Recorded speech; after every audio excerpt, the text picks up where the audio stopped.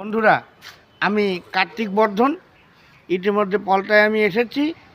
তো এখন আমি আমাদের ঘুগনি মন্ত্রী মাননীয় আমাদের ঘুগনি মন্ত্রীকে আমি ফোন লাগাচ্ছি। দেখি ওনার প্রতিনিধিরা আমার সাথে যোগাযোগ হয় কি না।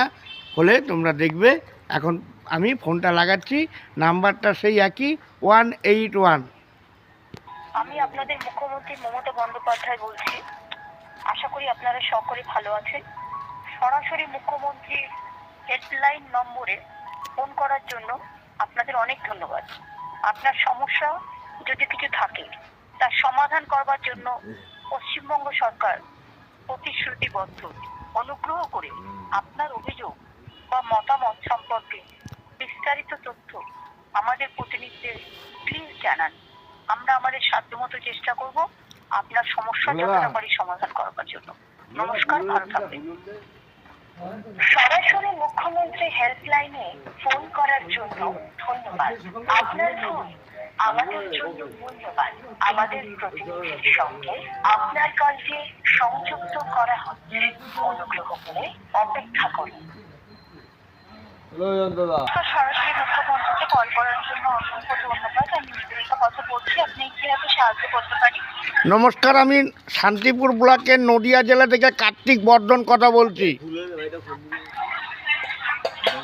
আপনি বলুন কি বিষয়ে কথা বলছেন।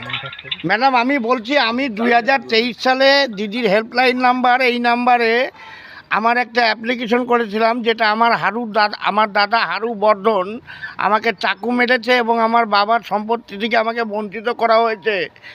আর আরও একটা জানিয়েছিলাম, যেটা আমার মাল কেড়ে নিয়েছে ব্যারাকপুর ইউনিয়ন থেকে। এবং এছাড়া আরেকটা জানিয়েছিলাম যে আমার চিপ ভিক্ষা করে খাই, যে সাউন্ড বক্সের চিপ খুলে নিয়ে গেছে।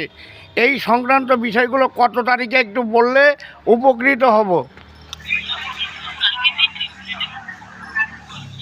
অসুবিধার জন্য দুঃখিত। যান্ত্রিক সমস্যার কারণে আপনি যে এতগুলি তথ্য জানালেন, সেই তথ্যগুলো তো আমি একবারে নথিভুক্ত করতে বা বুঝতে সক্ষম হলাম না। আমাকে একটা একটা করে বুঝতে হবে। স্যার, অনুরোধ করবো আমাকে একটা একটা করে বলুন আগে যে কোন বিষয়টা জানতে চাইছেন। প্রথমে কোনটা জানতে চাইছেন সেটা আমাকে দেখুন, 2023 সালে আমি একটা সংক্রান্ত বিষয় জানিয়েছিলাম যে আমার চাকু মারা হয়েছে হারু বর্ধন নামে। এই বিষয়টা আমাকে জানান। সময় দেবেন, একটু সাথে থাকবেন। দেখে বলার জন্য না সময় প্রয়োজন। আমাকে ধীরে ধীরে বলুন। হ্যাঁ, বললাম তো। সময় দেবেন, হ্যাঁ সাথে থাকবেন। হ্যাঁ আছি। সাথে থাকবেন, হ্যাঁ আছি। সময় দেবেন। হ্যাঁ আছি। বন্ধুরা দেখো, তোমরা দেখো বন্ধুরা। হ্যাঁ বলুন। সময় দেবেন। হ্যাঁ থেকে সাহায্য করুন। হ্যাঁ হ্যাঁ আছি। সময় দেবেন। হ্যাঁ ঘুগনি। লাইনে বজায় থাকবেন। হ্যাঁ আছি। সাথে থাকবেন। হ্যাঁ আছি। দয়া করে সময় দিয়ে সাহায্য করুন। হ্যাঁ আছি। লাইনে বজায় থাকবেন। আমি দেখতে পাচ্ছি যে আপনি এখানে একটি বিষয় সম্পর্কে জানিয়েছিলেন কার্তিক বর্ধন নামে। আপনি জানিয়েছিলেন যে আপনার ভাই হারু বর্ধন এবং স্বপন বর্ধন নামে ঠকিয়ে আপনার বাবার বাড়িটি দখল করে নিয়েছে এবং আপনি এই সমস্যার বিষয়ে আমাদের এখানে নথিভুক্ত করেছিলেন। হ্যাঁ, এটা কত তারিখে? আপনি জানিয়েছিলেন এটি 2023 সালে জানিয়েছিলেন। কতদিন হয়েছে? বুঝতে পারছি স্যার, সমস্যাটা সময় সাপেক্ষ হয়েছে। আমি আপনাকে জানাবো। আচ্ছা, পরবর্তী আরেকটা বলছি, ব্যারাকপুর ইউনিয়ন থেকে 27শে জুলাই আমার মাল কেড়ে নিয়ে গেছে। ঠিক আছে, বুঝতে পারছি স্যার। আমাকে কি একটা একটা বলতে সাহায্য করুন। হ্যাঁ, আমি শুনেছি তো, আপনারটা তো আমি শুনেছি। আপনার আগেও আরও ম্যাডামরা আমাকে বলেছে। আমার একটাই কথা ম্যাডাম, আমাদের মতো কানারা মানুষ নয়।